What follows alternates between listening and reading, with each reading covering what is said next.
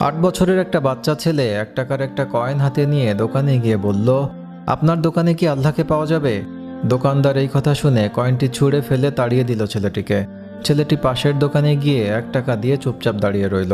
এই ছেলে, 1 টাকা দিয়ে কি চাও তুমি? আমি আল্লাহকে চাই। আপনার দোকানে আছে? দ্বিতীয় দোকানদারও তাকে তাড়িয়ে দিল।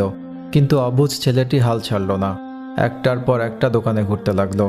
ঘুরতে ঘুরতে অন্তত 40টি দোকান ঘোরার পর একজন বয়স্ক দোকানদার জিজ্ঞেস করলো, তুমি আল্লাহকে কিনতে চাও কেন?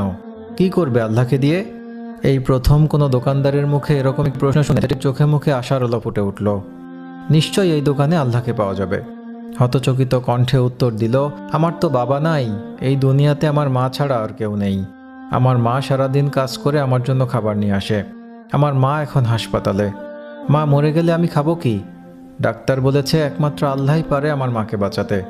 আপনার দোকানে কি আল্লাহকে পাওয়া যাবে আঙ্কেল? হ্যাঁ, পাওয়া যাবে। কত টাকা আছে তোমার কাছে? 1 টাকা। সমস্যা নেই, 1 টাকাতেই আল্লাহকে পাওয়া যাবে, দোকানদারটি উত্তর দিল। দোকানদার বাচ্চাটির কাছ থেকে 1 টাকা নিয়ে খুঁজে দেখল 1 টাকায় 1 গ্লাস পানি ছাড়া বিক্রি করার মতো কিছুই নেই। তাই ছেলেটিকে ফিল্টার থেকে 1 গ্লাস পানি ধরিয়ে দিয়ে বলল, এই পানিটা খাওয়ালেই তোমার মা সুস্থ হয়ে যাবে। পরের দিন একদল মেডিকেল স্পেশালিস্ট ঢুকলো সেই হাসপাতালে। ছেলেটির মায়ের অপারেশন হলো। খুব দ্রুতই তিনি সুস্থ হয়ে উঠলেন। ডিসচার্জের কাগজে হাসপাতালের বিল দেখে মহিলার অজ্ঞান হওয়ার মতো অবস্থা। ডাক্তার ওনাকে আশ্বস্ত করে বললেন, টেনশনের কিছু নেই। একজন বয়স্ক ভদ্রলোক আপনার চিকিৎসার সব বিল পরিশোধ করে দিয়েছেন।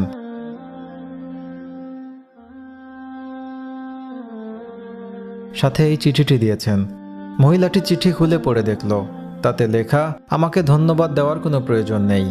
আপনাকে বাঁচিয়েছেন স্বয়ং আল্লাহ তাআলা। আমি তো শুধু উসিলা মাত্র।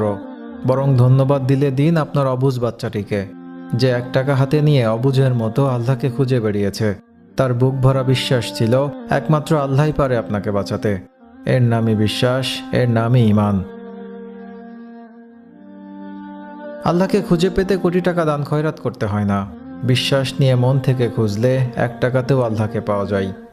ঘটনাটি হয়তো কাল্পনিক, কিন্তু আমাদের শিক্ষা গ্রহণের জন্য রয়েছে অনেক কিছু।